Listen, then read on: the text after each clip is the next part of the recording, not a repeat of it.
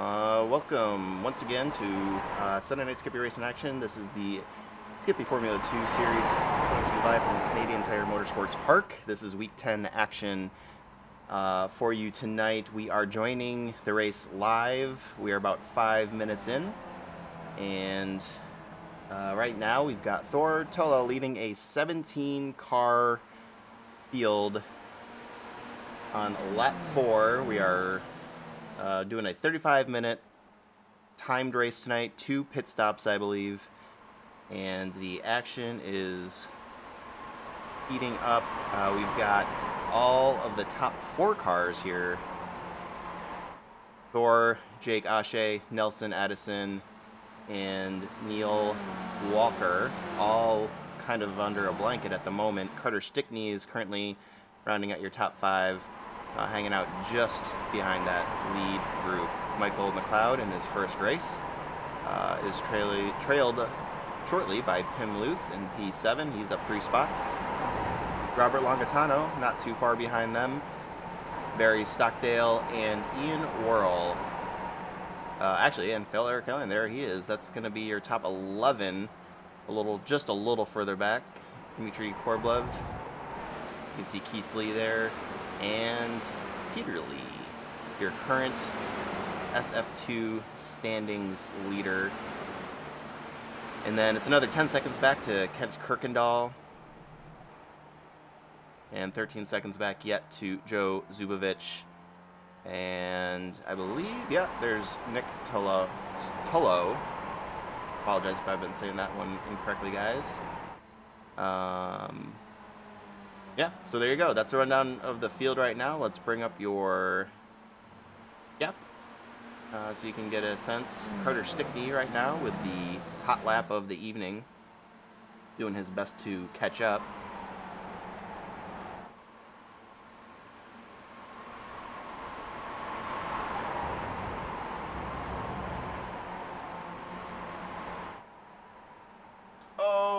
And who's that? Is that Nelson saving a very loose race car there, but that's going to end up sending them too wide.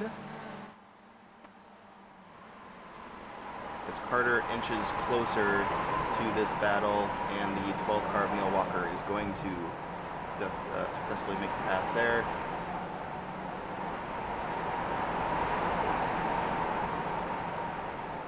Although for how long, I'm not sure.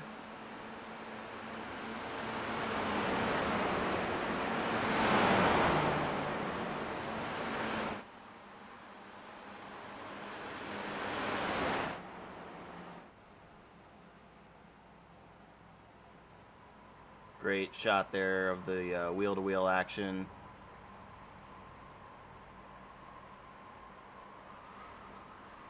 And they're gonna, looks like that. I was looking around, oh, and they almost make contact once again. Who was that?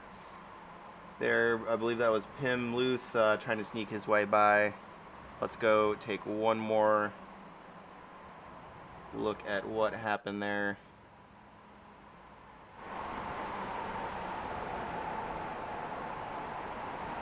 That is a tough place. Pass, and it does look like Carter's going to make it around. Pim barely makes it. Same with the 14 of Michael McLeod.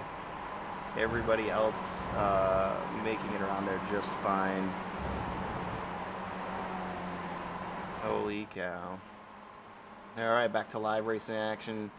That's going to leave Thor Tullo out there in front of Jake Ashe by about a half second, and really just kind of break up that front group that was running together so well there for quite a while. A little further back with Robert Longitano looking forward at Michael McLeod. Does look like Barry Stockdale is off track.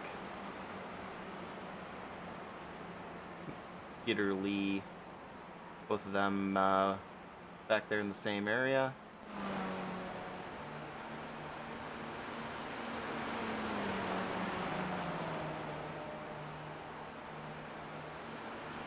Peter got his work cut out for him tonight to get back up there in those standings, although we are not even 10 minutes into a 35-minute race, And Jake Ashe has taken the lead. Oh, of course, as soon as I go away. Let's take a look at what that pass looked like.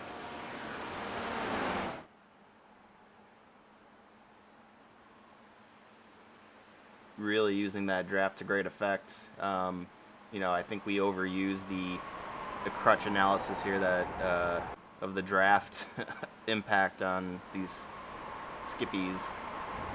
Most tracks, I think, what I'm learning, draft is going to at least play a little part of that. And of course, Canadian Tire Motorsports Park, no exception to that rule. Especially you can see that the top of the track map there, which Jake going through Moss right now, trying to get a good exit onto that long stretch. That's going to allow Thor to just kind of work right back up in there and maybe repay the favor.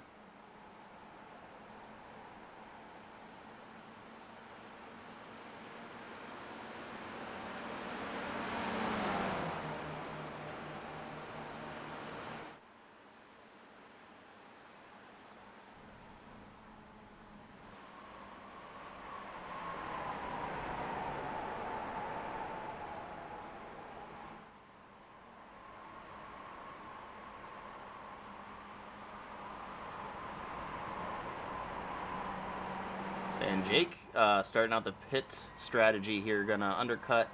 He's gonna be the first one, I believe, outside of some damaged cars going in to get repairs. I believe this is the first pit strategy, pit stop. So that's gonna leave Carter Stickney now 5 seconds back. Currently sitting P2. So Nelson Addison and Keith Lee also working their way down pit road. Pim Luth currently sitting in third, doing his best to work his way up to Carter's gearbox. Let's take a look at what their vector times look like. There we go.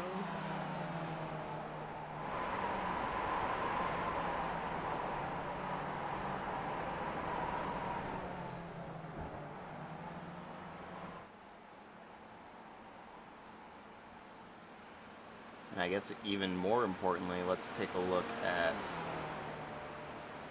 Carter's with the leader here. Obviously, they were able to put up a great first sector. We're about to go through the second one there. And yeah, Carter's able to nullify whatever gains, but he is kind of just hanging out there 5 seconds back. Very interesting to watch that battle unfold. We do have some other great racing throughout the field here. Robert Longatano and Michael McLeod.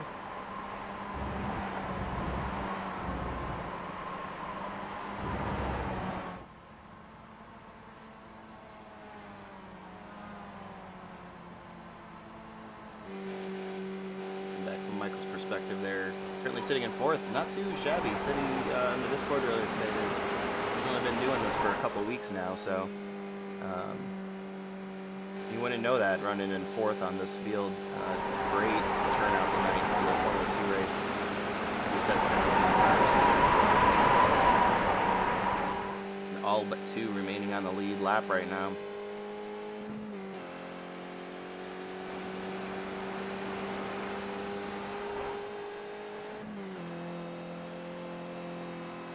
The closest racing we got going on, but a little further back in the pack, we've got Peter Lee and Phil Erikellian.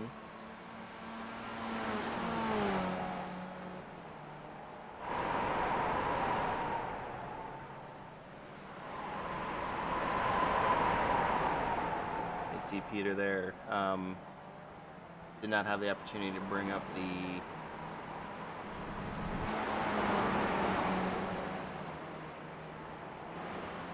standings earlier. Let's see if we can do that now. There you go, Peter Lee currently in the lead by 12 points over Ian Worrell. Jake Ashe in third. Pim Luth is the next driver up. Obviously, top 3 having completed 9 of the races. And it looks like I'm going to be covering up that was going to be covering up pass there. Phil moving up 4 spots there into 9th after the last one. So obviously coming out, showing up, and finishing solidly, doing a lot of good for those top drivers, and it's still pretty tight for who's going to end up on the season podium. All right, let's take a look at what we've got going on with pit stops.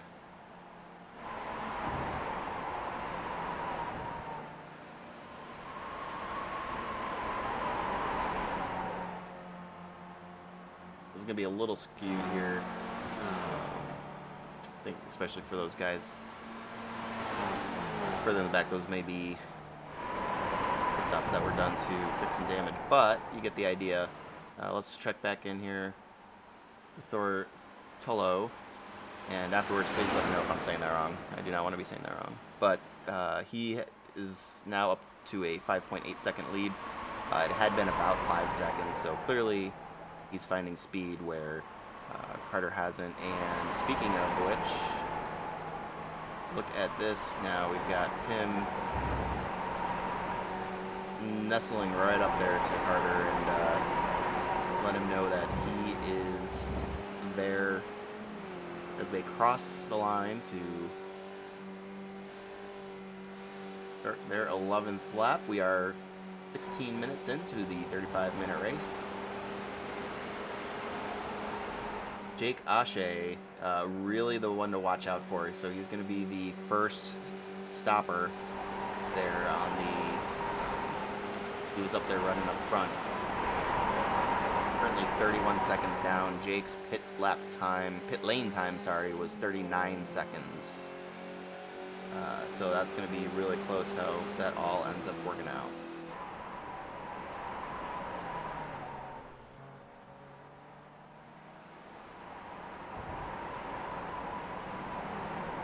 And great side-by-side racing. Carter thinking better of it. You can see him kind of let off the gas there to avoid the contact. Going to let him glide on by. And further back here, let's check back in with Peter Lee and Phil Eric Hellion. More great racing, and actually, no offense guys, but let's check this battle back out here for the 13th spot. I'm sorry, 12th spot. This is Joe Zubovich in the 11 and Kent Kirkendall in the 419.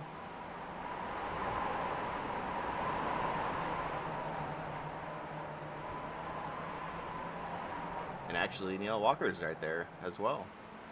This is a 3-car race for that 12th position on the evening.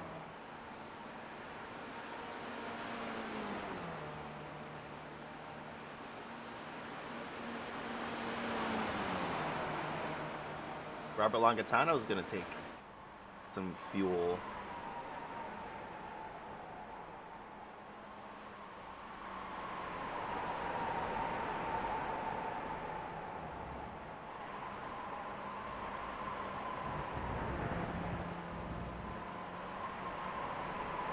So Thor now out to a 7-second lead. Look at that. You can't even see Pim's car in frame. So doing really well for himself, although, let's see, does not look like he's putting that much time down compared to Jake Ashe.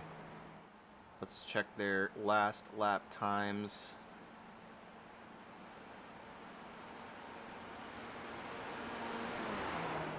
Guess he was slightly faster, actually about 0.4 almost, so we'll just keep your eye on that 31-second gap that he's got to the first pit stopper, Jake, in that 77 Skip Barber.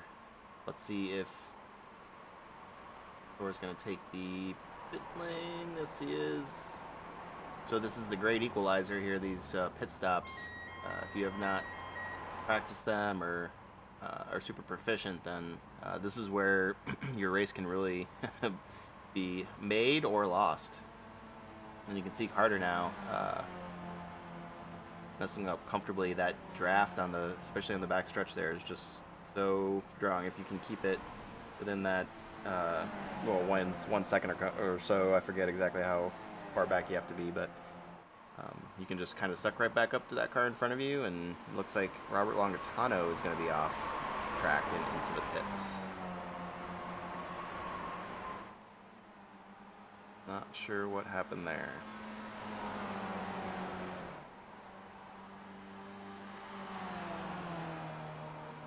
All right, well, speaking of all this, look at this. So Jake Ashe, the first one in the pits, he has now got a 5-second lead, currently sitting in 7th, and Thor just nearly 5 seconds back now, a little less than that, sitting in 8th after his pit stop. So strategy working out quite all right for Jake at the moment, although we will have one more pit stop that they have to do.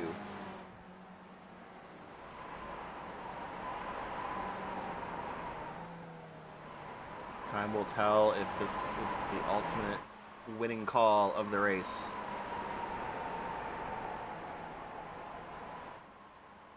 So the top 6 still have not pit.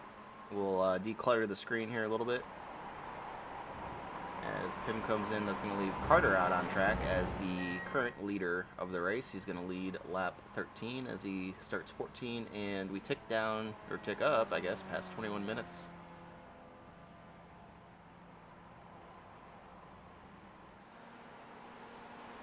So Pim, Michael McLeod, Ian Worrell, all into pit road as well. Robert Longatano making his way back off pit road after his last lap crash.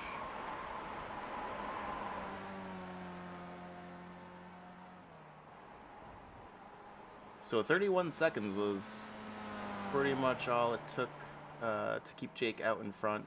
Currently showing 25 seconds back to Jake. Here for your leader, Carter Stickney.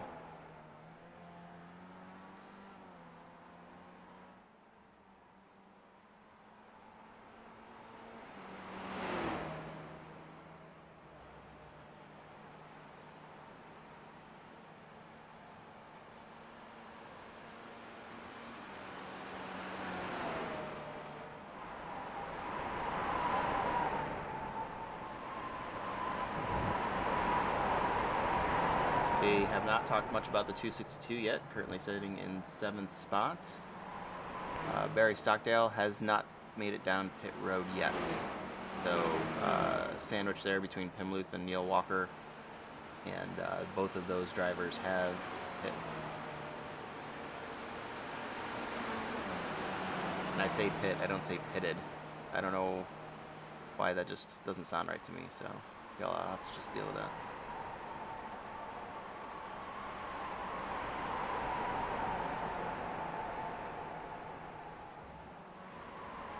Okay. Peter Lee is going to be your de facto leader here now, not having made his way down pit lane either, but there's the gap. 10 seconds to your presumptive leader, Jake Ashe, in the 77 car, and Thor doing a great job of cutting Jake's lead down to 2.6 seconds. But for the moment, Peter Lee out front by nearly 10 seconds, nearly 11, I guess.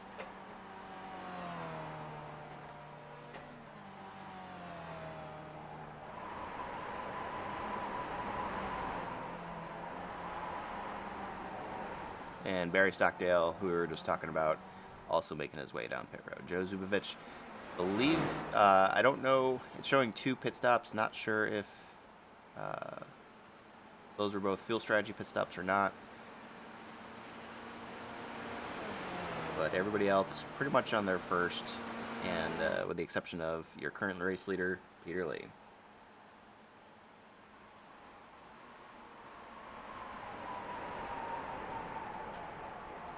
And look at this back here. So I was talking about Thor Tullo in his gap to Jake, but Carter Stickney is going to make it his race and lead this charge up to the 77 car. And you can see Pim Luth there hanging out just out of frame. So this race is far, far from over, especially with one more pit stop. And with Peter Lee ducking in to get some fuel, maybe this is a 1 pit stop race. Can't imagine. They make it 24 minutes. That may be my mistake, folks.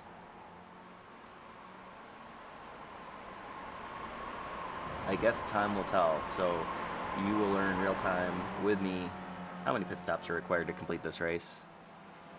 And for the moment, Jake Ashe out front, with Carter, Thor, and Pim locked in battle for the remaining podium spots. Jake showing a 2-second lead right now. Keep your eye on that. If these three can work together and make their way back up to Jake's gearbox, a little further back, Ian Worrell is, oh no, that's a broadcaster's curse if I've ever seen one. That's going to let Michael McLeod go by. I was just going to talk about how great Michael was hanging with Ian there, and sure enough, zoom tight. Sure enough, Peter Lee is going to get up to his gearbox there, so that's some good points. I mean, Ian improving each and every week, so it's certainly not an easy... Oh, 24 is going to try to pass in the grass. And he bails out instead, so that's going to put him back. Unfortunately for him, I thought that maybe he might be able to pick off another point or two there from what's probably a frustrating race for him so far, 3 spots down from his starting position. Let's check back in with your leader, just barely hanging on to a 2-second lead, but these 3 back here, it's right along board with Thor looking ahead at this battle for the podium. One of these guys will not end up.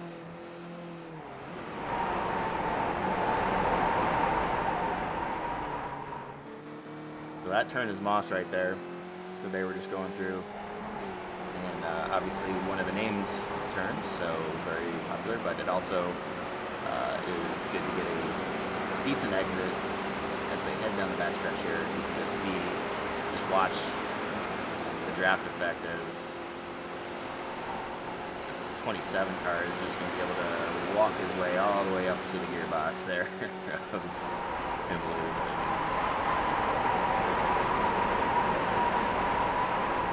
really just kind of skirt around that nice sweeping right turn.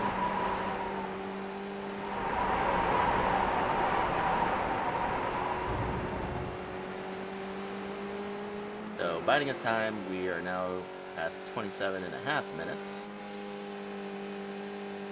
7.5 minutes remaining in the race.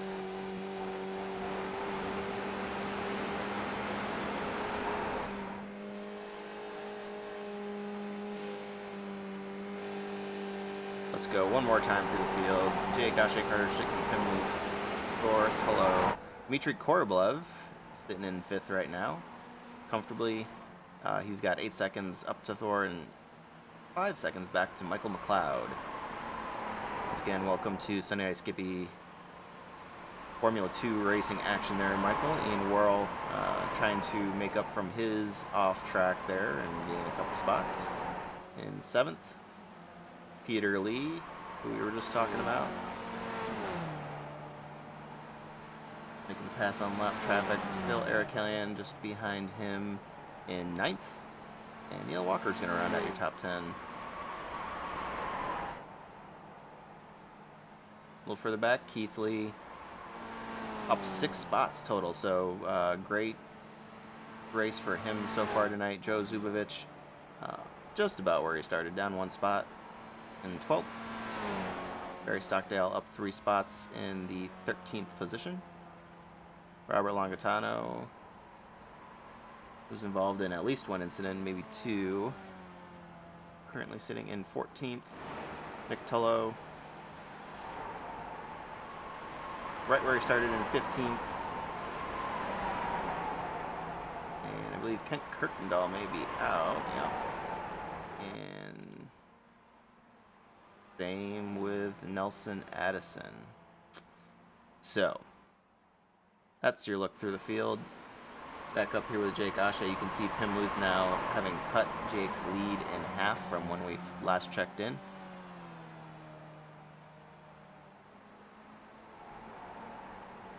And we are about to have the top 4 very close to each other. not as quick as other broadcasters. I already used my put them all under a blanket.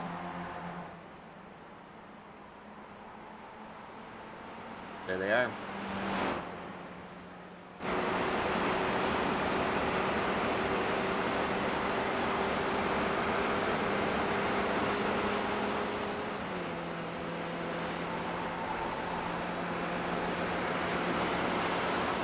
And here we go, the move for the lead. The 33 car going to the outside. Jake's going to get in on that curb on the inside, and Pim makes a nice clean pass using that draft.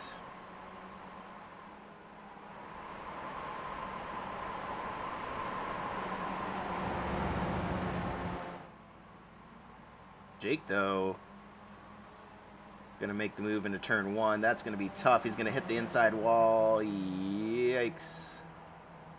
Saves it. And they are side by side a little further back there. It looks like everybody's going to shuffle back into line, understanding they have now 4 minutes remaining in the race.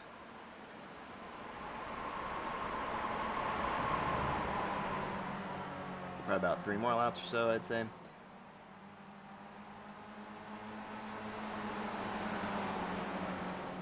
Now Pim's going to start walking away as the 27 car with Thor Tolo is looking inside outside of Jake there. Carter riding his hat in fourth. But time is drawing to a close here for these drivers.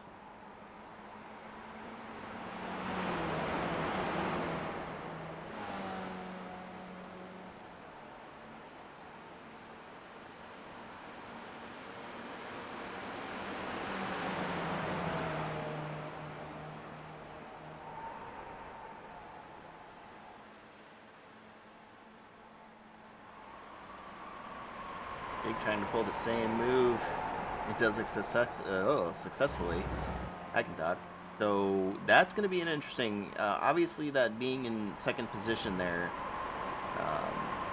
seems to be of benefit.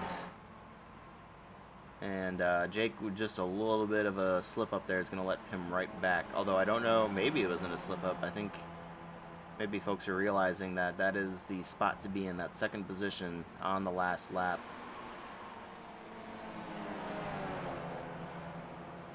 I do believe we're going to have about 2 this lap, and then we will get our white flag the next time by.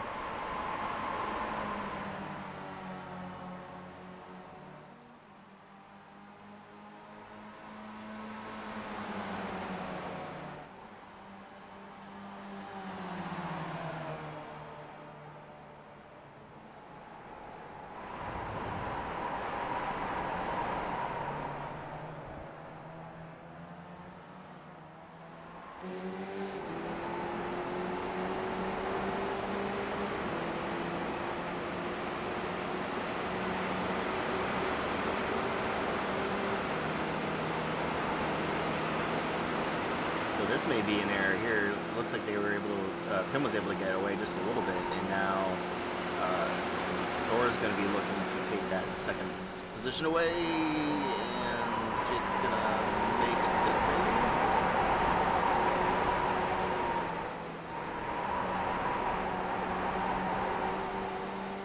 So here we go. White flag this time by for these drivers.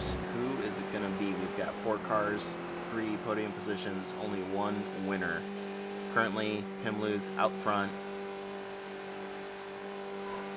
Oh, Carter gets it on the curb there and gets a little loose, but I think he's going to be able to maintain contact there with this lead group.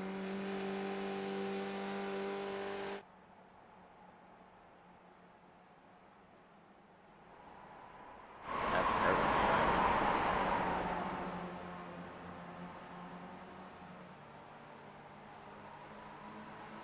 Interesting, Jake.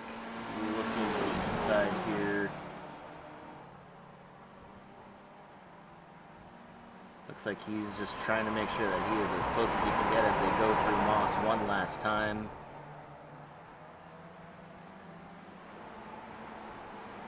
It's going to be the 33, 77, 27, and 36 making their way past the halfway point here of the lap. This is where we have seen most of the moves being made. And one more time. Not much you can do to defend that. They get close. They do not touch. Jake trying to make it stick. He's going to have the inside lane coming through. This turn, though, it's going to be... Oh, man, him is able to make it stick. They are neck and neck here. What a finish there. Pim Luth is going to take the victory. Jake Ashe, Dortolo, and Carter Stickney in that order that they started the lap. But, man, that was some good, close, tight racing there. Congratulations to all those drivers for keeping it clean and making it entertaining. Dmitry Korblev in 5th. Michael McLeod, newcomer, in 6th. Mr. Ian Worrell in 7th. Peter Lee coming across the line in 8th. There's Phil Arakelian coming across there now with Neil Walker rounding out your top 10. Joe Zubovich is going to be in 11th spot. You can see him there.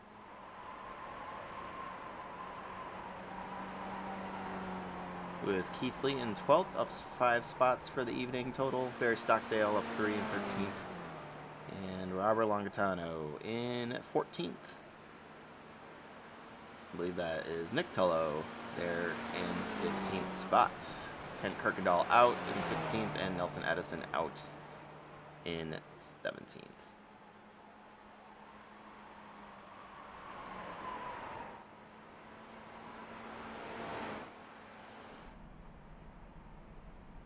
And they have some celebration going on, although not their normal Formula 2 victory formation. So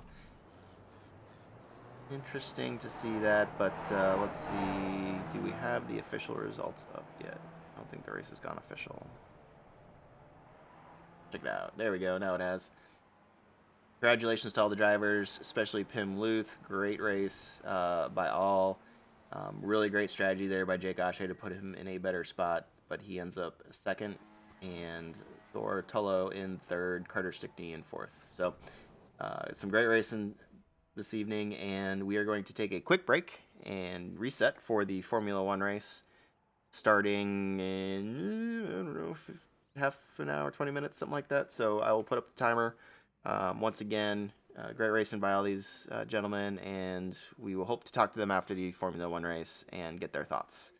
So stand by, and we will see everybody in just a little bit.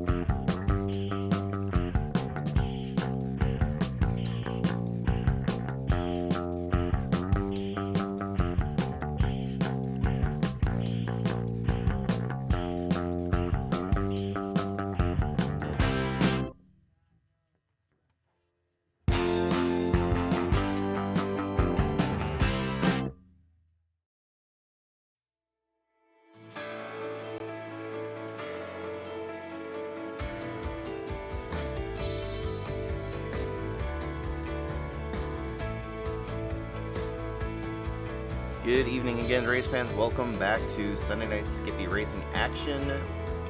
We are back with the Sunday Night Skippy Formula 1 race after a very exciting finish moments ago to the Skippy Formula 2 race here at Canadian Tire Motorsports Park. So we know we're in for quite a treat here as we have about 39 drivers right now currently ready to grid. And we are 10 minutes into our 15-minute lone qualifying session. We have a very nice, mild, I would say, morning here at Canadian Tire Motorsports Park. And you saw the track layout last time. This is going to be very fast and lots of passing. And I imagine some frustration as we go into the evening tonight. This will be a one pit stop race. So the strategy is just a little bit different than some of the longer 2 pit stop races. And that'll be something to look forward to, just like the Formula 2 race that we saw earlier this evening.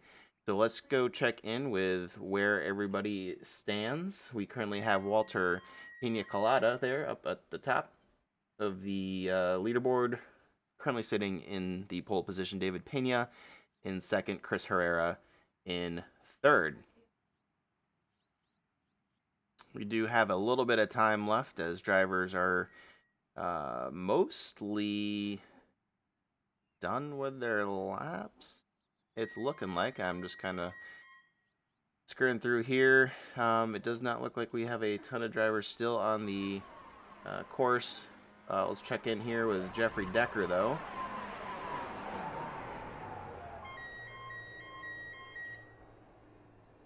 Who's coming down pit road. So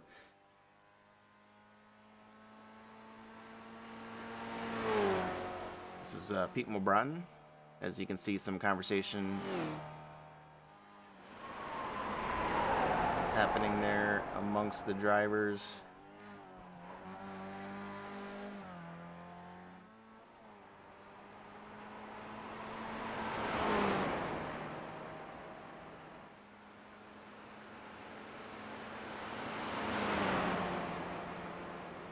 Pete uncharacteristically sitting in 15th spot right now.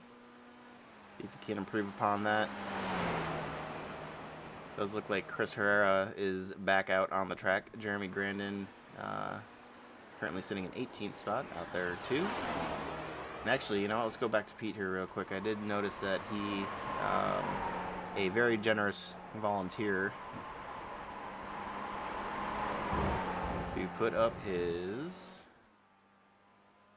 video, and it's not working. All right, so that's very nice of him. I'm trying a new streaming setup, so we may have some bugs to work out as we do that, and obviously that's going to be one of them. But thanks to Pete and Girk and Demir for graciously offering their VR views of the race, and we'll be sure to get that set up and fixed for future races so that we don't squander that for them. Always fun to see what those guys are up to.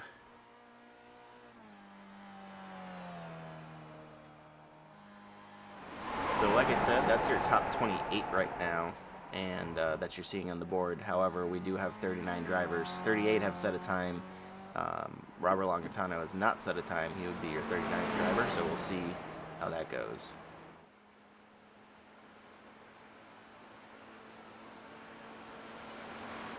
Also on the track right now, Andrew Cole.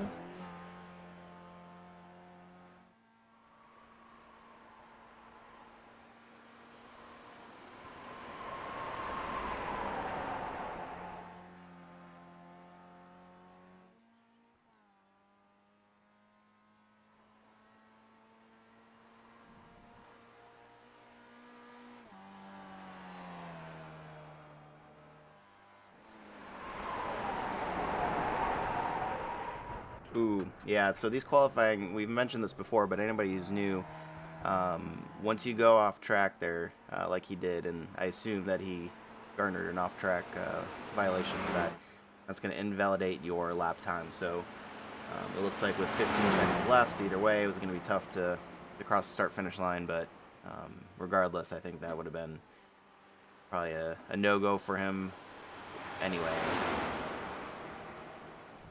So it does look like that is going to be your starting grid for this evening.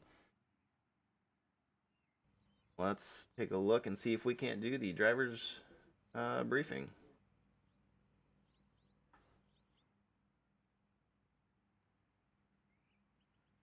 Can everybody hear me?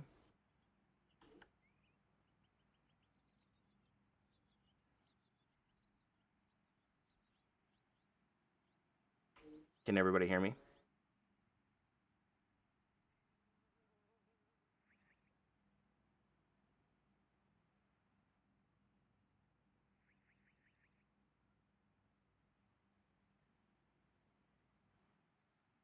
How about now?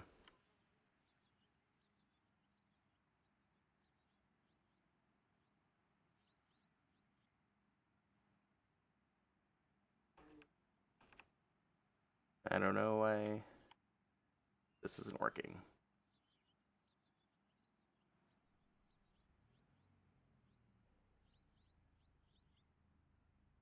All right. Okay. Well, I guess you guys can hear me. So that's all I need to know. Here we go.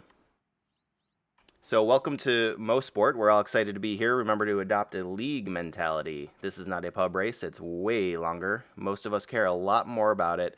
You're probably going to be back here next week. The most important thing, if you lose control of your car, you have to lock your brakes. If you do not lock your brakes, you will be at fault for any incidents created by your car's trajectory, even if you have the best of intentions. All corners in a Sunday night Skippy race are contestable. We do not have quote unquote no passing zones.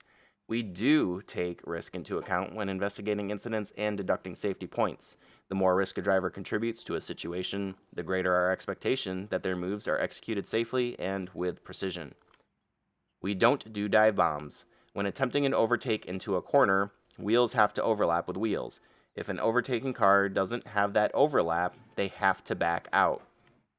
The leading car has the privilege of closing the door if sufficient overlap is not achieved before turn-in. Blue flags are instructional, not informational. What this means is that as soon as a driver receives a blue flag, they have until the end of the next complex of corners to encourage the faster cars to pass. Any battles between lapped cars are on hold when any of them have a blue flag until it has been served. For voice comms, please no callouts, no sorries, no thank yous, no congratulations.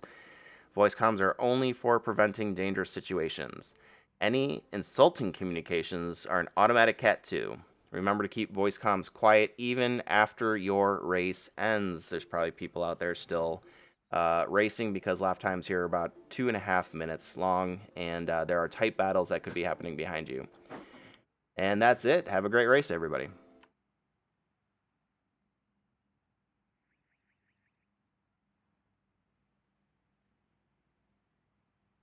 All right.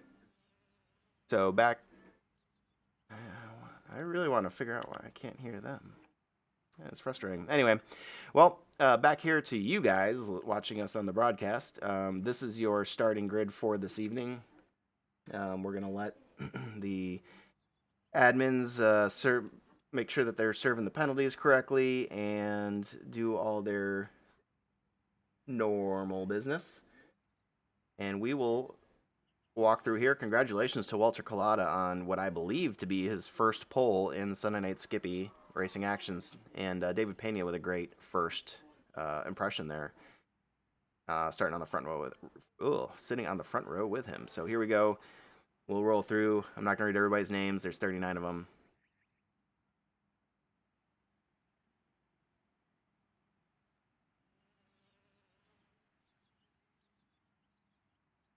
But really nice job by everybody here.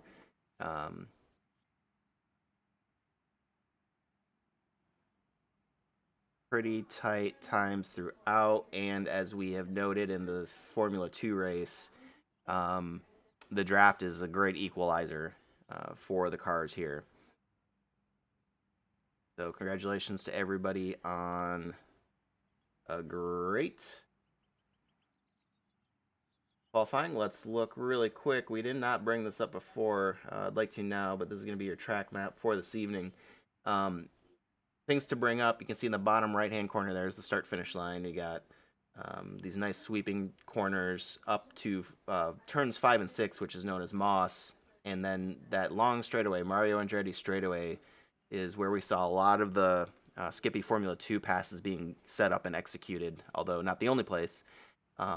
The trick there is making that pass safely there on that nice sweeping right-hander turn 8 before you get to the S's. And then that final turn, White's corner, to the finish line. That's a very short little straightaway there, and maybe a last chance, but yeah, tough to execute. That Mario Andretti straightaway into turn 8 is going to be probably the source of a lot of the passing you see tonight. So we are gridding, or at least should be. It looks like the drivers are going through some last minute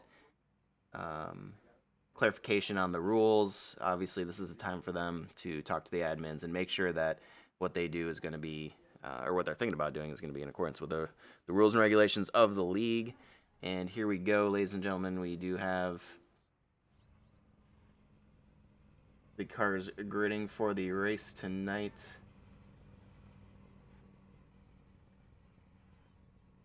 We will indeed have 39 Skip Barber Formula 2000s. I'm very excited for that, and that's going to be quite... I can't even zoom out enough here. That's the blimp view. Just going back through the field here. You can see that's White's corner. There's just not a lot of room. It looked a little bit longer on that track map, but you really got to be... You're going to pass there on the last turn. You really got to be ready. And they're backed all the way up there almost to the S's. That's how big this grid is, and that's how many cars there are going to be as Barna gets ready to wave the green flag. The lights are out, green flag is down, and the 39 Skippies are heading down in turn 1, led by Walter Collada and David Pena.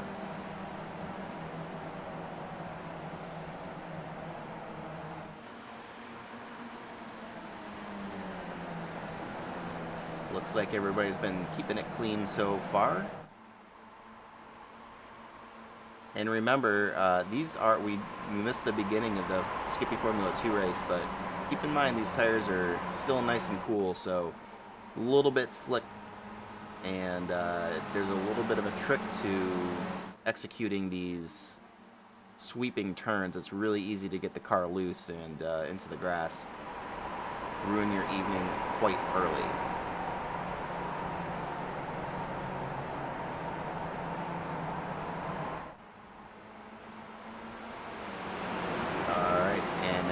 There looks like Andrew Cole off. We've got other cars off. There is Scott Bell again involved in an early lap incident. He's going to tow back. Just terrible luck there for Scott Bell. Yeah, hate to see it. But as we were talking about Mario Andretti straightaway here, Chris Herrera already taking advantage of that draft into turn 8 and into the S's. Chris really wanted to lead that first lap. Sunday Night Skippy League race. Oh, okay. So that's going to be Edwin. I believe he may have a penalty to serve. That is why he will be ducking in there early and trying to work his way back up. What I was saying earlier, we do award points for laps led, but not on a straight 1-to-1 scale. Kind of a for this race, depending on how many laps there are, we award 1 point for every few laps that you lead. So trying to get out front and stay out front is super important, especially with the championship standings on the line. Every little point is going to count and be important. So we have Nikolai Wood, Andrew Cole, and Scott Bell currently in the pits.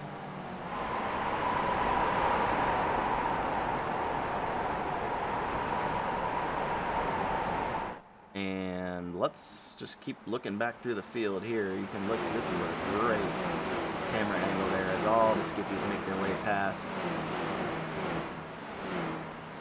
see them kind of sorted out here.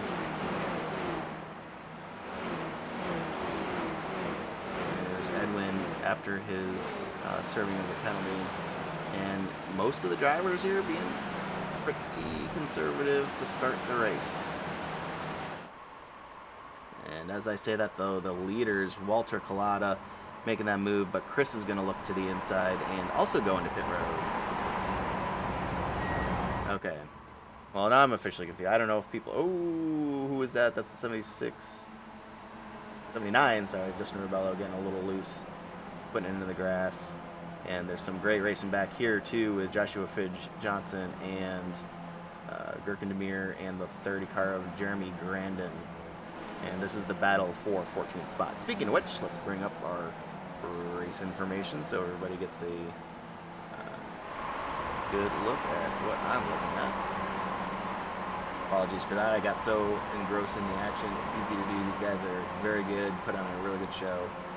And what can I say? I'm a sucker for a good race. Here we go. Pete Mulbron and Justin Ribello working their way back up to that long train. We've got really the top 10 drivers just nose to tail for all intents and purposes, and it's about to be the top 12 here with Pete and Justin about to make contact just a little bit further back there to the 186 of Sean Trediak too. So down this straightaway, I imagine Sean going to be able to make contact, making it 13 total.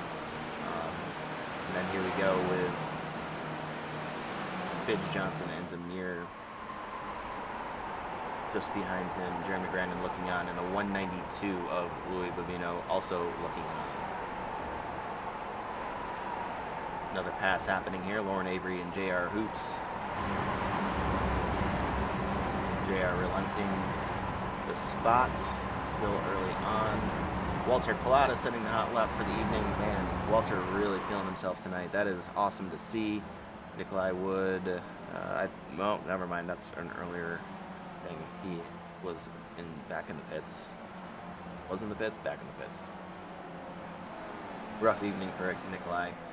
Either way, and Walter Collada up here in the lead in that 00. Jeffrey Decker having worked his way up now 3 spots into second place. So that's interesting. He has been just kind of lurking on a lot of the races that we've covered here as of late.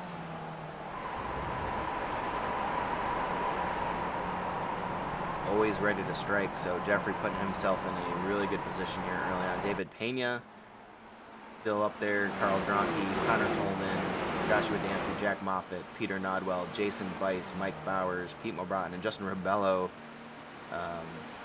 Yeah, that's a heck of a train there of cars. Nobody really able to separate themselves. I think just the nature of the beast here as we go 2 by 2, and Jeffrey Decker wanting some of the action there in the front, trying to make his way around Walter Collada. And this gets dangerous. I mean, these guys are all very, very competent, very respectful drivers, but it can get real tough, and you can run out of room real quick. So these guys obviously doing a really good job, and Pete Mulbron setting the hot lap for the evening now in that 11th spot. Justin Ribello falling just a little bit back off the main pack there, although still within striking distance.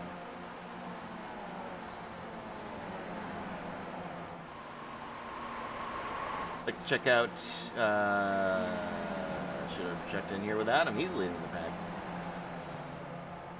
So Adam currently up 6 spots in 21st. You can see behind him Jonathan Dockery and Aaron Law in a tight battle with Max Giacomo and Chris Herrera. Chris Herrera all the way back here. Yeah, I guess I didn't notice that he wasn't up in that lead pack. I don't know why that didn't stick out like a sore thumb for me, so let me see if I can see what happened to Chris. Oh, he went into pit road, that's right. That is right. So Edwin and Chris both having been in pit lane. And Chris just ahead of Edwin there. So that all makes a ton of sense now. Although I don't know why. I'm pretty sure there's some penalties.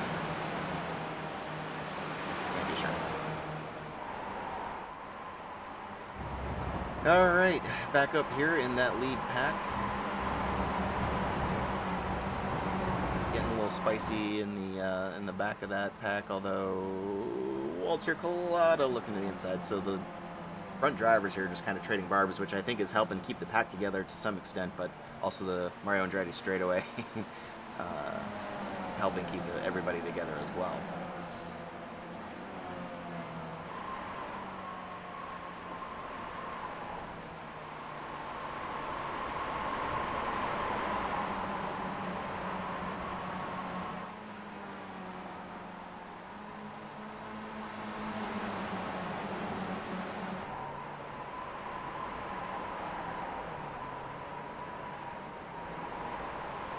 Let's ride along board here with Pete McGrath.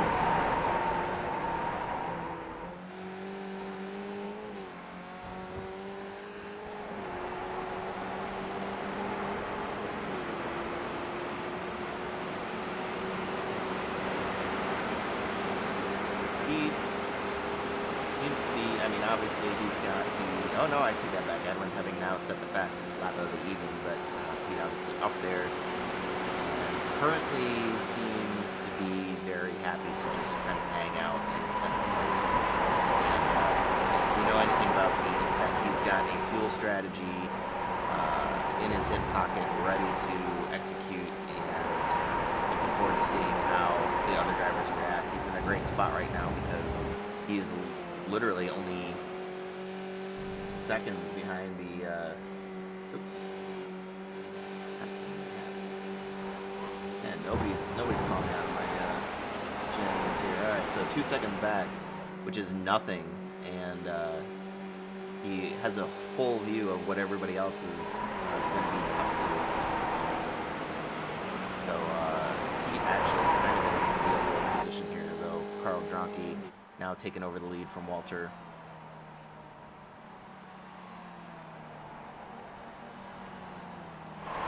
Check back in here.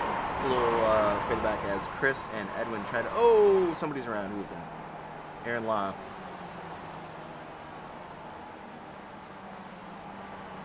Looks like he is going to make it back on the track okay, but you can see here Chris and Edwin about to make contact and do their best to keep working their way up.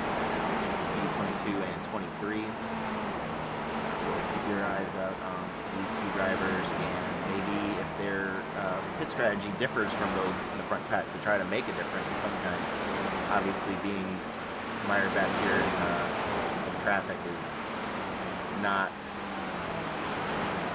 super advantageous, although I guess leapfrogging using the draft could work, but always a dicey proposition. Chris and Edwin kind of trading off purple laps for the evening. And of course, as I say that, Jeffrey Becker gets in there with a 132.41, and the lead pack remains now 9-10 folks, and Justin Rebello still kind of hanging on there. He's about 2 seconds back, so kind of.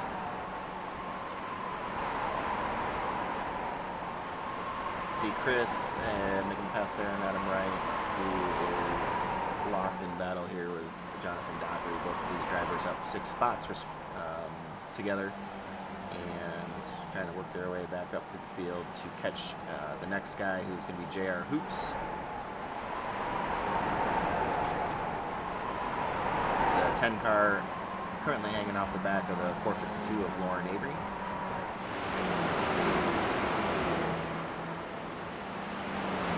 As the leaders continue to trade barbs. It looks like Pete now going to start working his way up through the field, or attempt to at least. He's wheel to wheel with Peter Nodwell. Oops. No.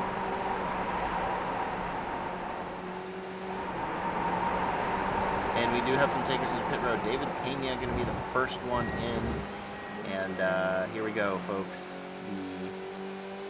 The strategy game appears to be afoot, although it's 13 minutes into the race. That feels a little early, although time will tell. That is why I'm broadcasting and not racing. I don't know what I'm talking about. Let's look back here a little further at the, where are they? Jeffrey Torbeck and Max DiGiacomo. And Steve Dewar actually leading this pack.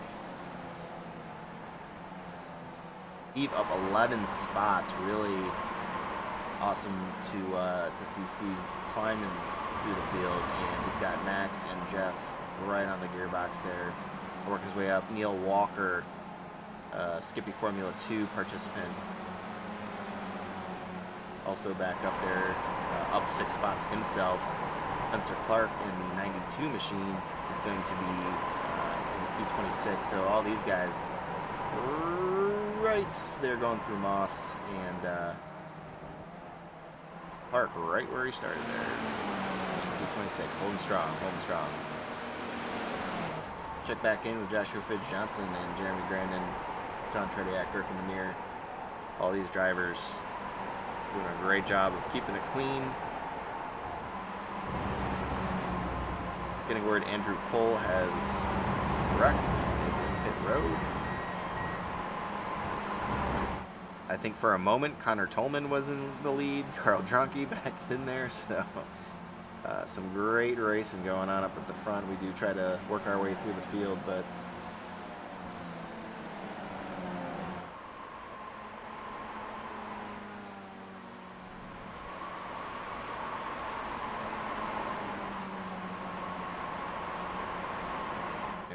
Connor currently sitting in third, and we do seem to have a bit of separation now back to Mike Bowers. I do wonder if some of that maneuvering, let's try to look back here, it may have been even before that. Yeah, before that even.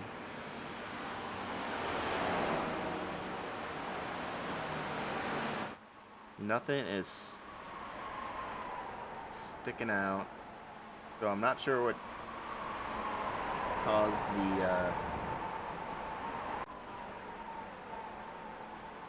the separation of the pack. Although you can see here, wow, look at that, just a absolute hornet's nest.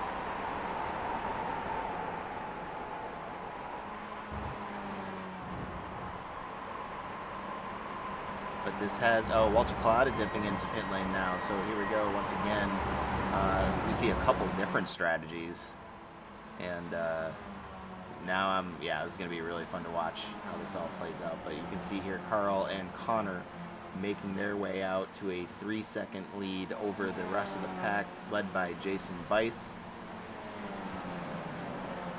And he's going to bring along Mike Bowers, Jeffrey Decker, Joshua Dancy, Pete Mulbroughton, and Peter Nodwell.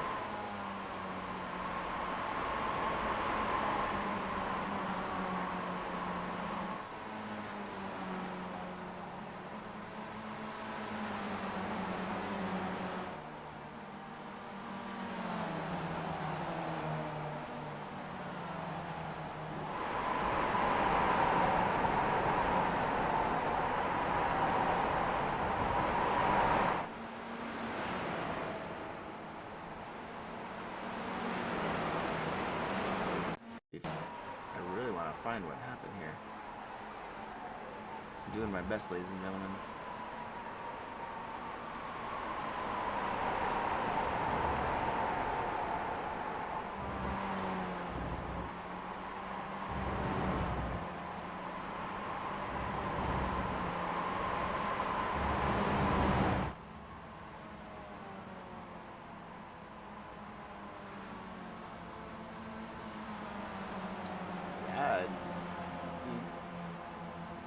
There, but you can already see the gap forming. So yeah, I don't know. Chalk it up to something that I'm just unaware of. Chris Herrera now into pit road. Edwin did not go with him, so we are officially now, I'm running out of fingers here to count how many pit strategies we've got going on, and we will just track the number of pit stops and hope for the best. Although, remember, this is a 1 pit stop race. All the remaining races for the season will be 1 pit stop in 40 minutes. we are out of 45-minute two-stop races. And here we go. Carl and Connor continuing to duke it out for the lead as we tick past 18 minutes in our 40-minute race. Very nearly getting toward halfway here. So if this is Chris Herrera and Walter Collada's stop, then let's hope that they took a lot of fuel. And their lead is growing over now. Mike Bowers was Jason Weiss, and it looks like Jeffrey Decker looking to the outside of Jason as well. So these guys really battling for position back here, and you can see Connor now taking the lead. He's gonna just smoke it there through the S's though. Able to maintain, but Carl's gonna have a much better run going down the past the start-finish line into turn one. So yeah, kind of learning what works, what doesn't, and you gotta be mistake-free up at the front of this field. Pete Mobron, Sammy Burgess, Edwin Viorino all into pit road now. Anytime you pit on the same lap as Pete, you gotta think that that is a good strategy. Let's check back here. This is currently the battle for third.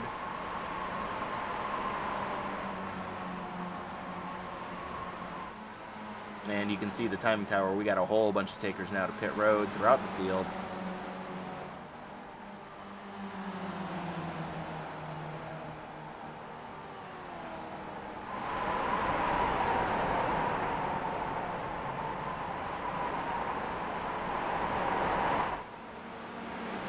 Bring up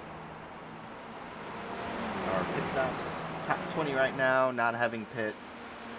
Leader Walter Collada, pole sitter Walter Collada, is now 27 seconds back from your current race leader, Connor Tolman.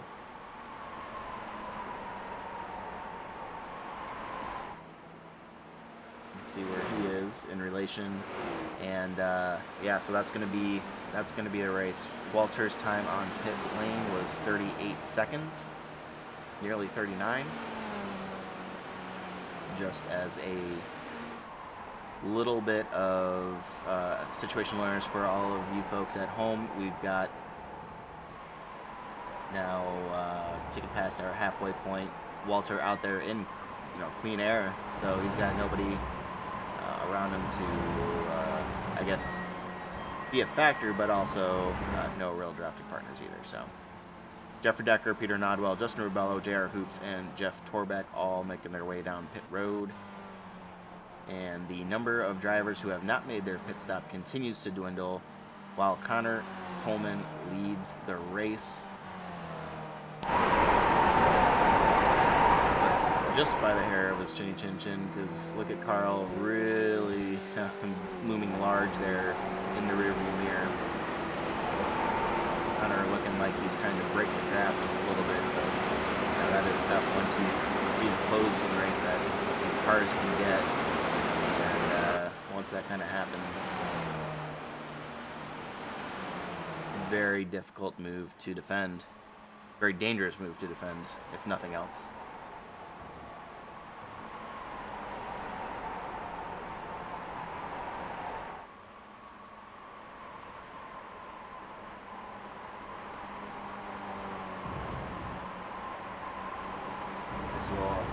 Over under there.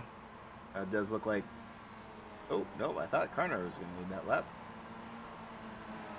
Yes, we will see in the stats, but Carl making his way as Jeremy Grandin back on pit lane, on pit lane. And we are down to 14 drivers who have yet to make their pit stop. All right, Gherkin Demir trying to catch up there to Sean Trediak in that 186, and actually they're catching up here to Joshua Fidge Johnson and Louis Ruboni kind of waiting in the wings. This is a great battle then for that sixth position at the moment. None of these drivers having pit though, so keep that in mind. Walter Collada's gap to the leader now, 26 seconds.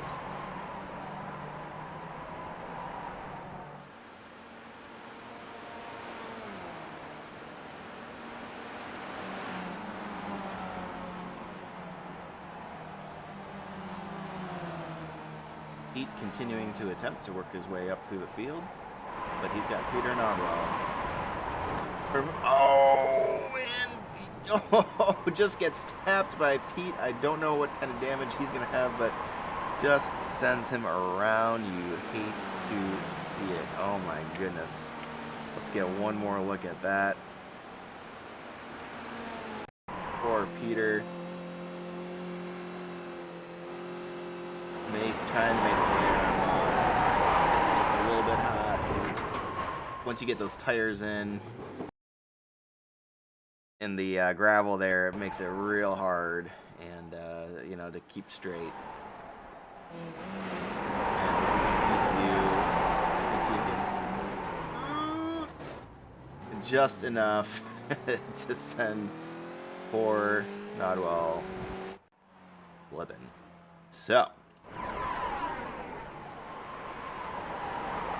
Catching back up here, we are down to 12 drivers who have not pit, including the leaders here as they make their way around Moss one more time. Clearly going with the long run strategy. Just check back Justin Rebello, Chris Herrera, Jack Moffitt.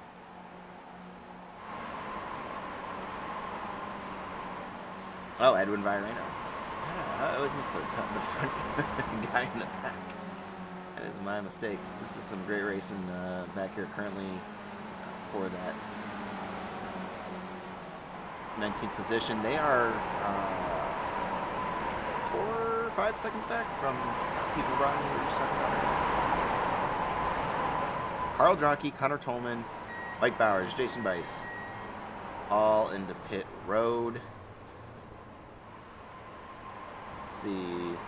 Gurkin Demir going to stay out.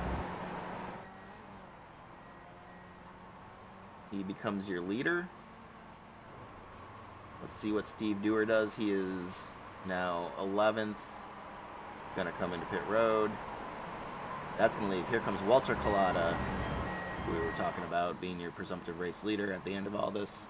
Excuse me. He will be P2 because Gurkin Demir stayed out. Let's see where our other drivers. Here is Carl. Right there.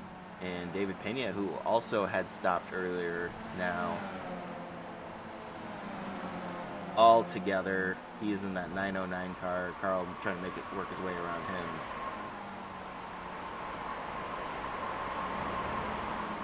So exciting stuff, although you can see Walter now with a 4-second lead, at least momentarily.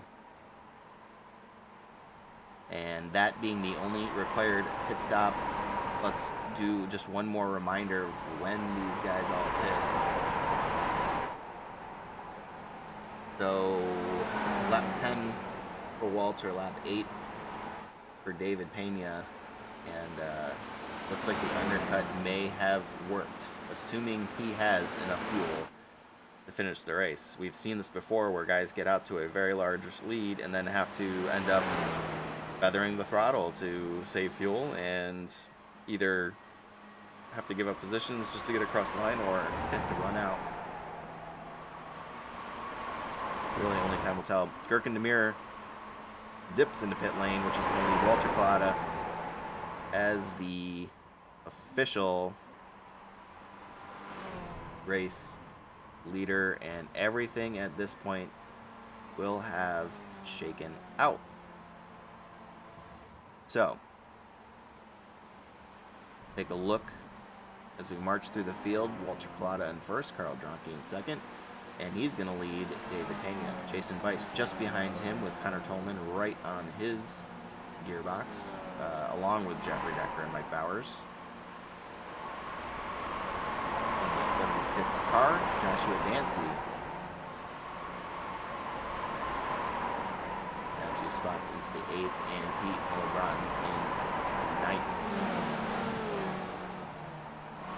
Gurkin Demir is able to roll off up 7 spots in that top 10th position, although he has company. He's got Jeremy Grandin, Edwin Viorino, and Chris Herrera, 3 very fast drivers. So best of luck to Gervin, although no slouch himself. Justin Rebello is behind that pack with Sean Trediak and Adam Wright leading Lauren Avery through Moss onto the Mario Andretti straightaway. Sammy Bridges is gonna be your 18th place runner right now with Joshua Fitz Johnson, JR Hoops, and JR is leading, it looks like, Max and Steve Dewar. I think this is a pretty regular battle between all of these guys. A lot of respect there between all of those drivers. Neil Walker and Jeff Torbeck is P24. Jack Moffitt, who started up toward the front, down 16 spots. I was either forgetting or didn't catch what happened. Peter Lee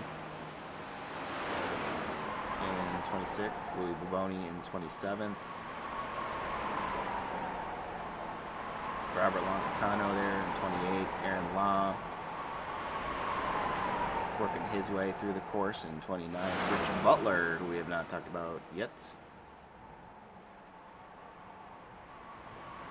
He's up 6 spots for the evening. Nice solid run for him. Peter Nodwell, the unfortunate flipper there, losing the rear wing and the nose cone, and that's looking like one of those cup cars from the Daytona Road Course earlier today. Tim Luke, your Skippy Formula 2 winner, up 6 spots in 32nd. Scott Bell involved in an early race incident, trying to work his way back up. He's sitting in 33rd.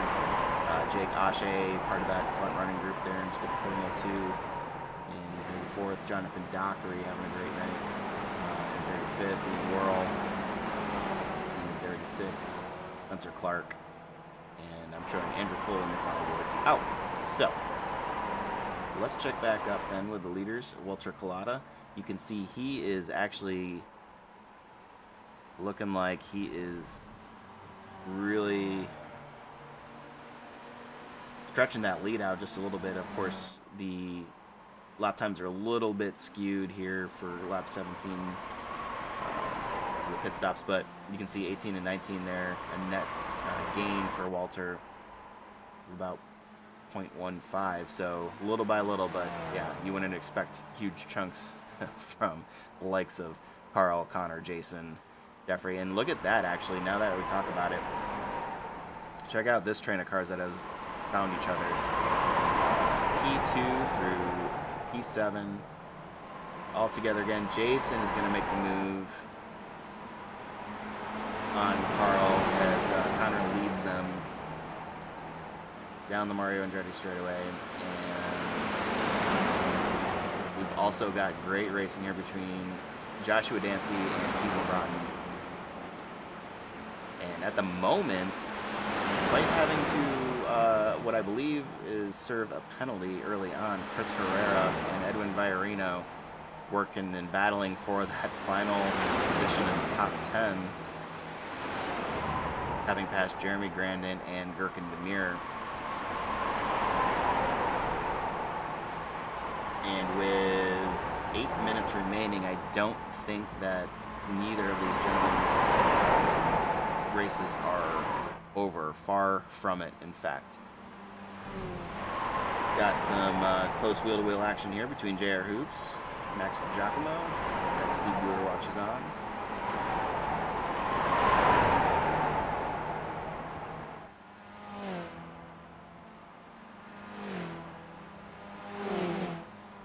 I mean, Walter out there just really extending that lead. I mean, we don't even need the stats up there to show that he's near 5 seconds now.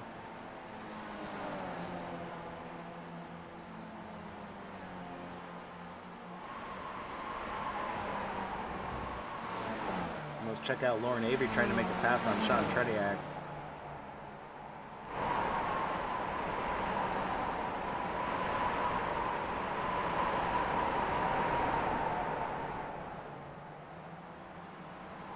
Can't make it stick, but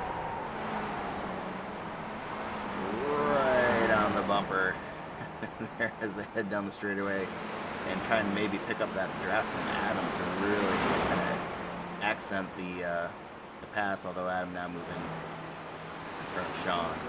So, yeah, look at that. Kind of wheel to wheel down the whole back stretch, and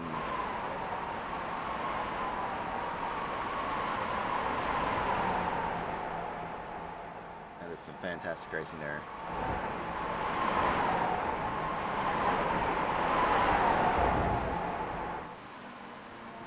All right, checking back in here. This is the end of the line of that second group of cars. Right along board with David Pena, currently sitting in the 7th spot. He started on the front row with Walter, and right now he's got his work cut out for him to make his way back onto the podium, although not impossible. The top 2 positions of this train of Skippies are going to be your final podium positions. Walter now still remaining about 5 seconds out from the lead group. Would be a fantastic finish for him.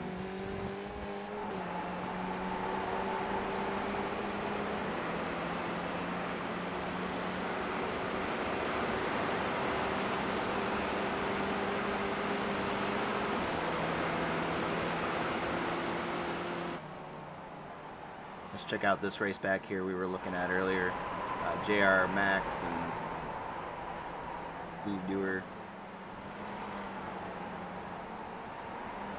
Very close racing. Oh, and as we actually, I just don't even know what to focus on anymore. We've got some passing happening with Chris Herrera, Jeremy Grandin, Edwin Viorino, and Gurkan Demir. So it's really great to see Jeremy is and Gurkan too. So very fast drivers in their own right, and really giving Edwin and Chris a run for their money here. We'll take a look. Chris has got about 4 seconds. He's leading the pack, this pack right now, and they're about 4 seconds back from Pete and Joshua Dancy.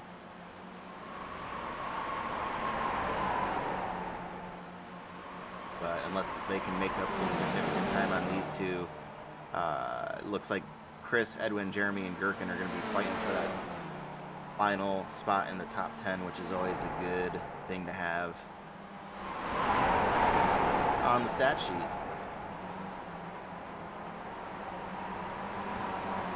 And things are very exciting to watch. Let's check back in. Jason leading the second group of cars here, just ahead of those other battles. Carl looking to the outside. As is tradition, Connor's going to follow him. And you can see it's really tough to make that right-hand turn when you're starting your turn in halfway, instead of being able to swing out wide like you'd want to.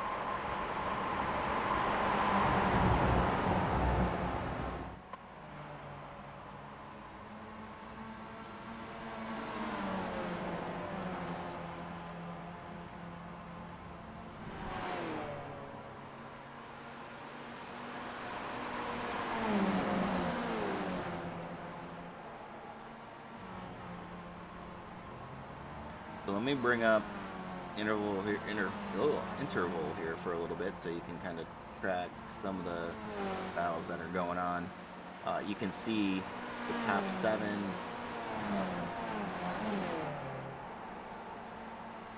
Pete Mobron and Joshua Dancy in their own little battle there, and then the Edwin, Viorino, Chris Herrera, Jeremy Grandin, and Gurkan Demir battle going on. Dewar, Hoops, Giacomo. Looks like Steve has taken the lead of that little battle that they've got going on. Lauren Avery, Sean Trediak. Great racing throughout the field. It's just something to keep your eyes on there. With all these little mini battles happening throughout. And that's to say nothing of Jake Ashe and Pim Bluth, our Skippy Formula 2 contestants. A little further back there in 33rd, but they are side by side, just kind of rehashing what they were up to just about an hour ago. Oh no! And it looks like Jake is gonna just send it a little bit wide off there, but so is Pim. They actually may find each other once again here, going on to the Mario Andretti straightaway. So yeah, a little bit of a rehash of the Skippy Formula 2 race, which makes a lot of sense because these guys are very fast and consistent drivers, and obviously a lot of respect there between those two. All right, checking back in here with Walter Collada. He was up to 5 seconds. Look at that interval now.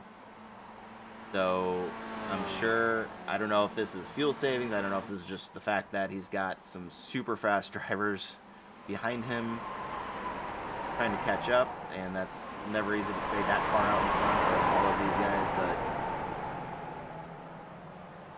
but or if it's just cautious driving on his part, you know, not wanting to make a mistake. Although this side-by-side battling is going to help him out a pretty good amount.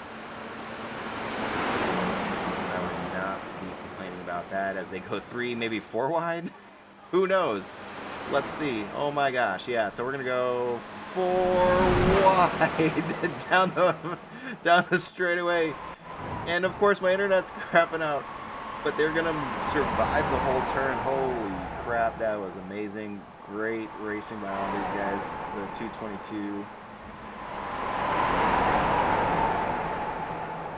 of Connor Tolman. Actually, the 38 is gonna make of Carl Drocke is gonna make the best of all of that.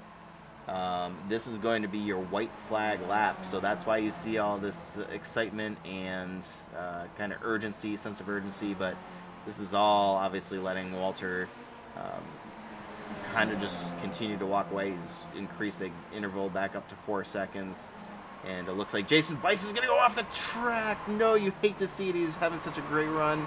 That's probably going to take him out of the running, though, for battling with these guys up here.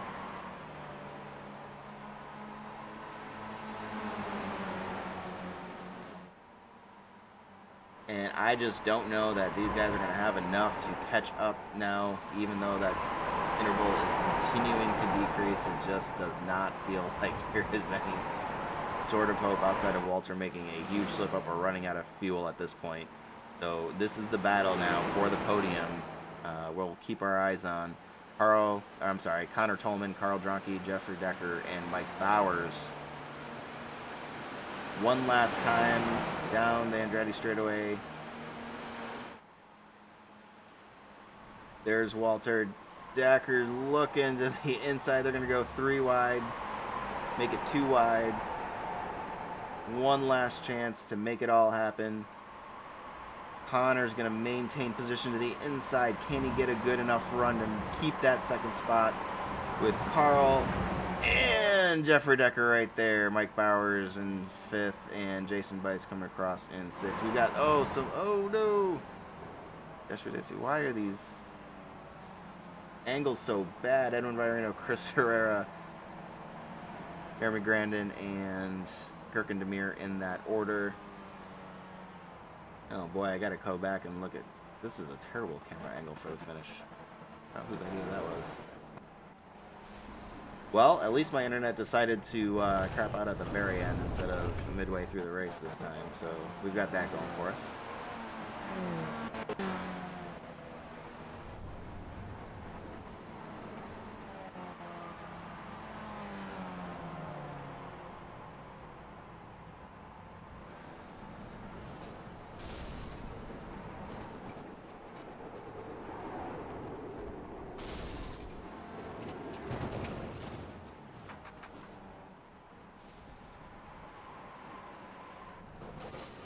As we see the traditional wrecking of the Skippies.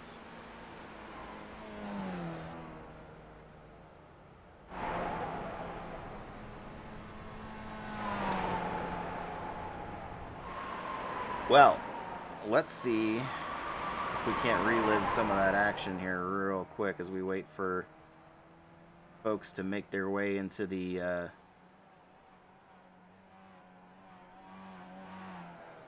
interview booth.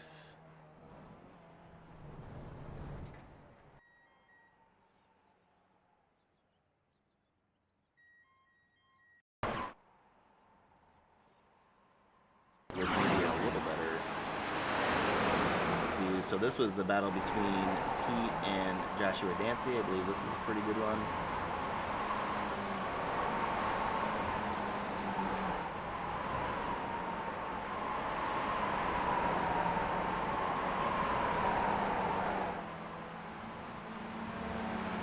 Oh, very, very, very close.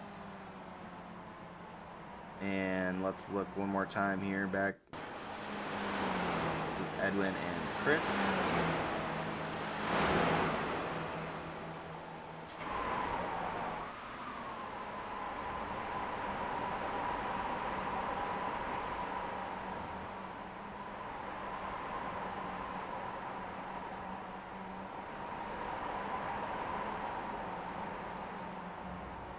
And Jeremy, look at that. Look at that move by Jeremy. Really nice, really close. All right. And one more time here for the top finishers. I do like this chopper. It kind of gives you a better perspective and one that you wouldn't normally get.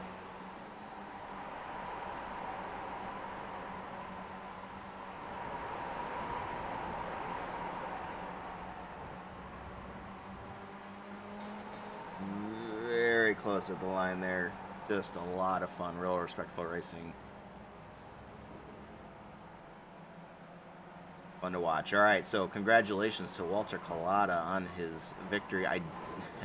Again, I don't know for sure, but I want to say that that's his first of Sunday Night Skippy history. So if I'm wrong about that, I apologize. But yeah, great run there by Walter Collada. Really just dominated the entire race from what I could tell.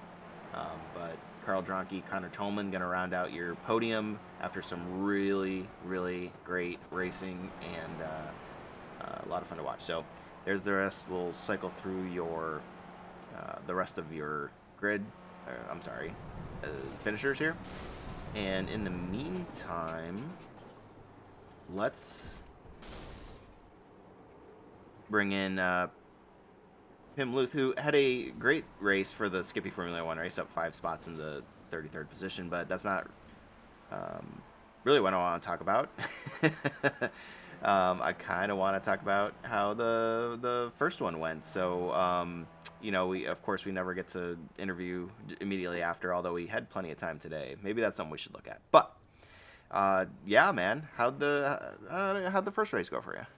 Well, I'm actually glad that I had some time to chill off, because I was just smiling the whole time. I was so happy. I actually didn't understand what Jake was doing. I thought that he needed to pit again, so I was like, okay, I'm just gonna not worry about him. He's gonna go, and he kept staying there. So yeah, we had to fight.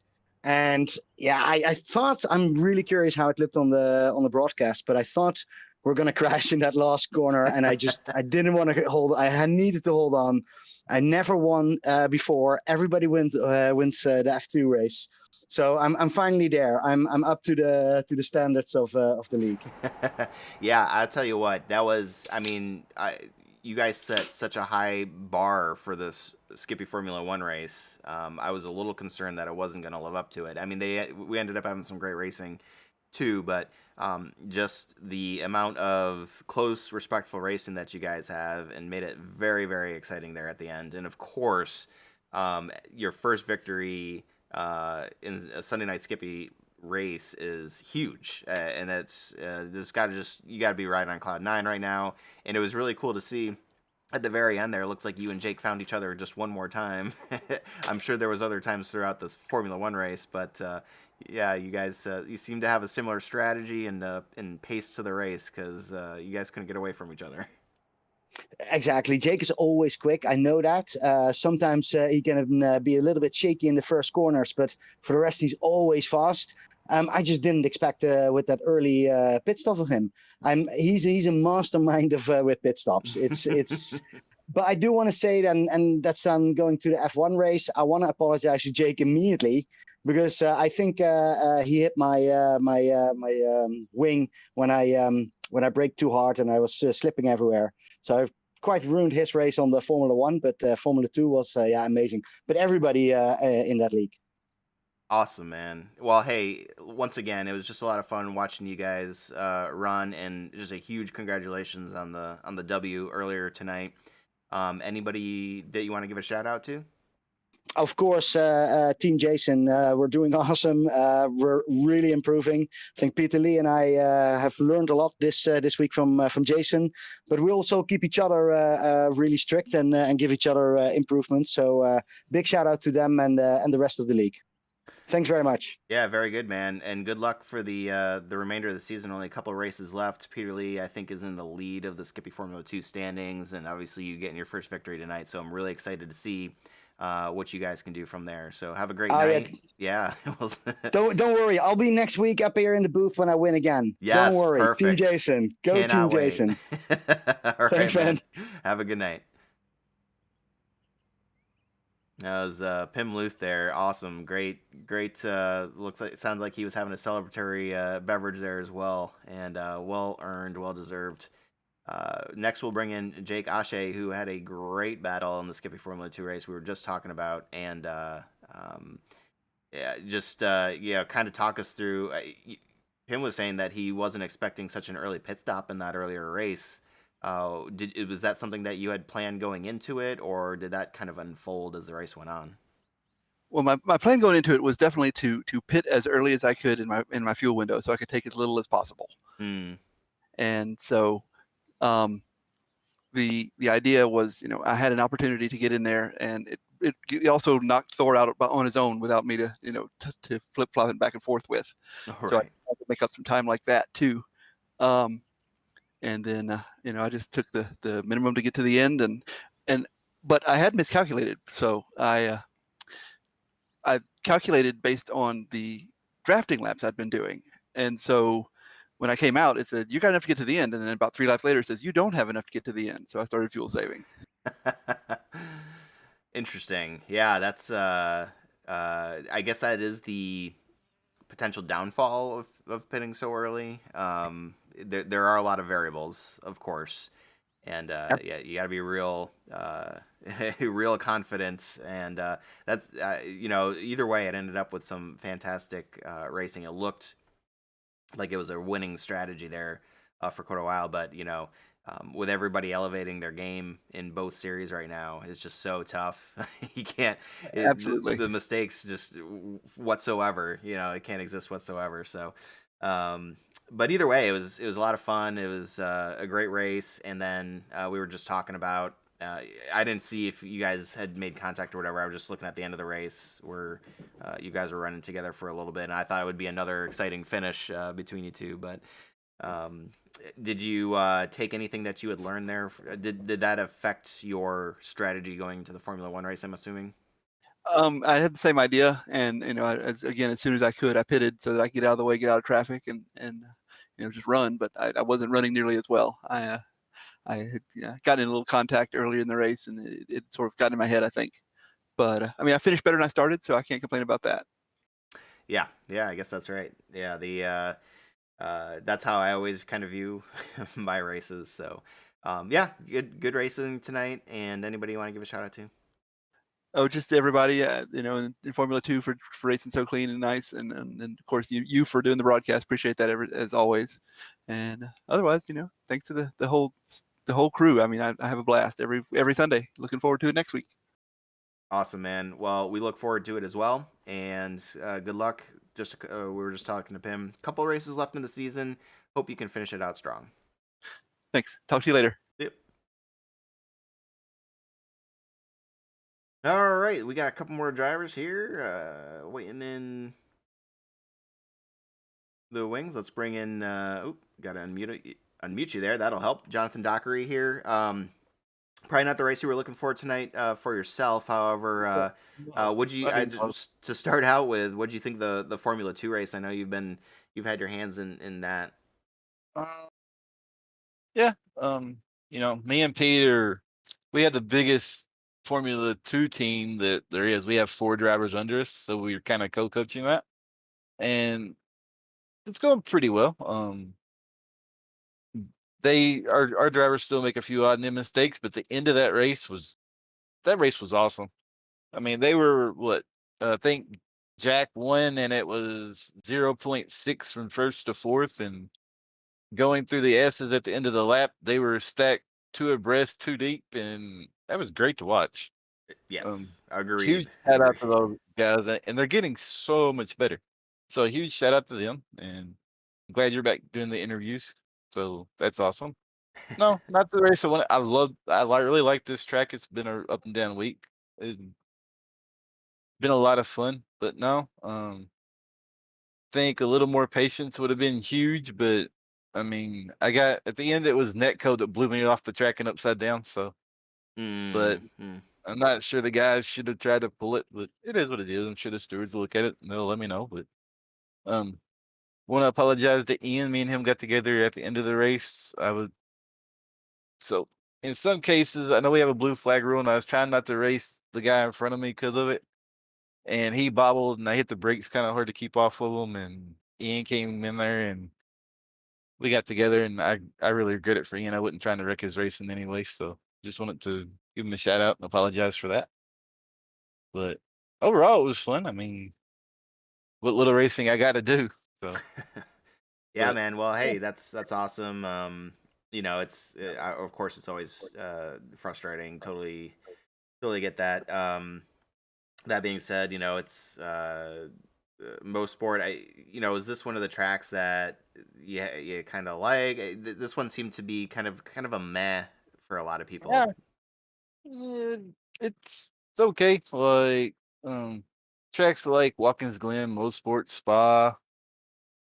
There's another one that I'm forgetting the name off the top of my head. We were there 2 weeks ago. These kind of tracks are pretty decent for me, but I'm getting better. But I'm not a top 10 Sunday night guy, so it was fun. Awesome, That's all man. I can really say about it. So, There you but go. Well, hey, any one other time, shout outs you want to give? just my team Toxic guys, they all ran pretty good. I think JR and Steve had a pretty good battle with I think JR was fighting with Max pretty good there, and Joshua Dante again qualified top 6, and he had a pretty good race from what I hear. So Yeah, they're yeah. they're doing pretty good. So, but Good. A team win is a good win. I think that's yep. yeah. But you put a lot of time into this, and you enjoy doing this. So I think more people should hop over and at least say hi and chat. So, but Absolutely, I'll get out man. of your hair. I think you have Connor Tolman waiting in the wing up there. So Absolutely. Well, hey, thanks for stopping by, man. Always a pleasure to talk to you. And better luck next week and for the remainder of the season. Finish it out strong, and we hope to talk to you soon. yeah, we'll see how Donington goes. But see you later, All Chris. right, man. That was Jonathan Dockery, coach for the Skippy Formula 2 series and also a racer in the Formula 1 series. Always a pleasure to talk to him. Let's bring in now Connor Tolman with a pretty fantastic race. And I'll tell you what, it was just a ton of fun from start to finish watching that, that group just is like a chess match. Like, where did you want to be going into that final, because that's to me what it was, is like, where do you want to be going into that final lap, and were you able to put yourself there, and do you have any things that you, when you look back on that, you wish you would have done different? Oh, well, it's always different. It varies with the group, it varies with the track, it varies with you never really know where you want to be. You just kind of have to guess based on previous laps and pray. And there's never a formula, or never like, oh, I have to be at this spot with these. Like, you just can't plan it. You just have to adapt on the fly and figure out what's going to work best. I wanted that inside line going to those last couple turns. Jeffrey took that from me. But that was an incredible race. It was honestly one of the most fun races I've had in this league. And yeah, it was just phenomenal. I really don't have much Yeah, else to say other than what a great race it was. yeah. I gotta say, the um from a viewing perspective, I think you guys will look back on this, and I'm glad that translated to the on-track action for you as well. But Yeah. both the Formula 2 and the Formula 1 race tonight were just unbelievably fun to watch, and you know, it was relative. I mean, obviously, there's always going to be frustration and contact, and I'm sure there's going to be some. Stewards are always going to be busy, but for the most part, it looked like everybody was just close racing and respectful, and just not a lot of that sort of stuff, which made it. Oh my god, I can't even explain it, man. It was just a ton of fun to watch you guys Yeah, tonight. that's exactly how I feel. There's really no words. Partly because I'm exhausted and I'm having trouble forming complete sentences. And Yeah. And rightly so too. By the way, that is you guys were probably up on the wheel for most, if not all, of the 40 minutes of that race. oh yeah, 100%. No, And yeah, go the ahead. I tend to do about an hour and a half of practice laps before the race. That's just directly before the race. Today, I think I've probably driven for about 6 or 7 hours total. Yesterday, I drove for about 5. So it's just with these races, you always have to be 100% on your game. Otherwise, you will just drop like a stone to the field.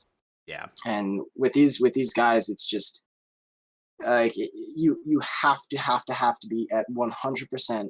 Not the whole time, but there's so little room for error, and that's part of the reason why I love this league so much. Is there's just you have to you have to be good and you have to apply yourself the whole race. Otherwise, you're just not going to make it. Yeah. I mean, we were talking about that for the Formula 2 race, and I think it just goes tenfold for the Formula 1 race, where you know, any mistake whatsoever could cost you. I mean, just any number of points. I mean, you guys were 2 through what was it, 6 or 7 there. So just a little wobble, an extra second or two on pit road. Like, there's just so many things that can go wrong. So just a lot of respect to the drivers who finish up there. It was great podium finish for you, and Yeah. probably some good momentum going into the last few races of the season. Oh yeah. Walter, props to Walter though. He did a fantastic job. He had pace all week, and he really showed it tonight.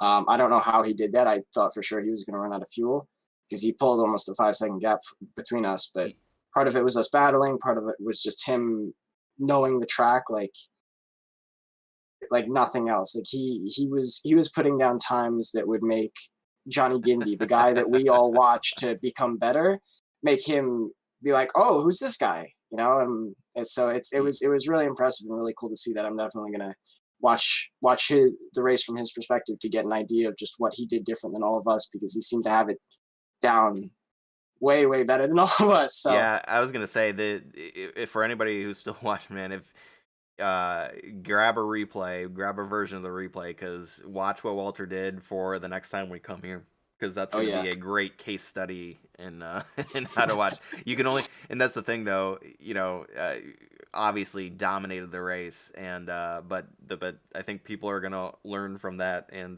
so yeah, give it. You know, you get one shot to dominate a race like that in a league like this, and very then true. people are gonna start picking up on it. So, but yeah, awesome. Congratulations to Walter for that, obviously, and well deserved for him. And I do believe it was his first win. I could be wrong about that, but In Sunday Night Skippy, no way.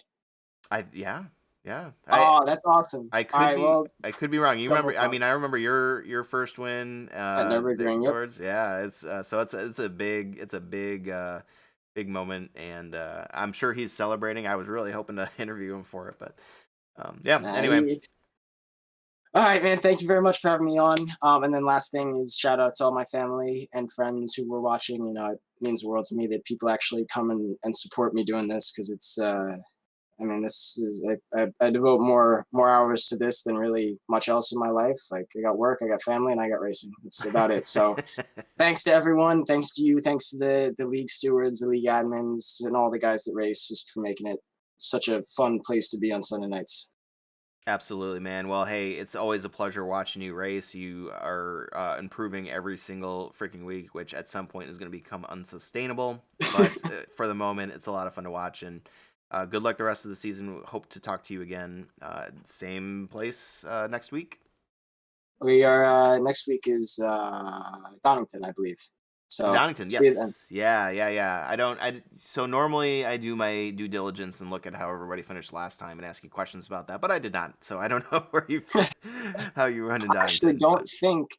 Donington. I don't know. I'll just keep talking, man. So I'm gonna cut it off here. Otherwise, we're gonna talk all night. But thank you for having me in. It could become the podcast that comes after the race. I like that. Yeah, exactly. It's Just good. Connor and Chris talking about the race, talking about the league, all that stuff. All right. Well, thank you. I appreciate you having me in, and have a good rest of your night. Sounds good, man. Take care. You too. Connor Tolman there finishing up on the podium, P3 up 5 spots from his starting position. All right, ladies and gentlemen, that is it. That is all the folks we have. Big congratulations to Walter Collada. Fantastic race, just dominated tonight, and just a big congratulations to everybody else. And that's all I got for now. So we hope to see you back next week at Donington. Should be a really fun race, and like I said, we had a little bit different setup for the stream tonight. So outside of the internet crapping out on me at the very end, you guys have any noticeable quality feedback or anything that jumps out at you for how it went? Let me know so I can fix it. Everything looked okay from my perspective, but of course I want to make sure that it's as high quality for all the viewers as possible at all times. So, with that being said, everybody take care of each other, be good, and we will see you next week. Peace out.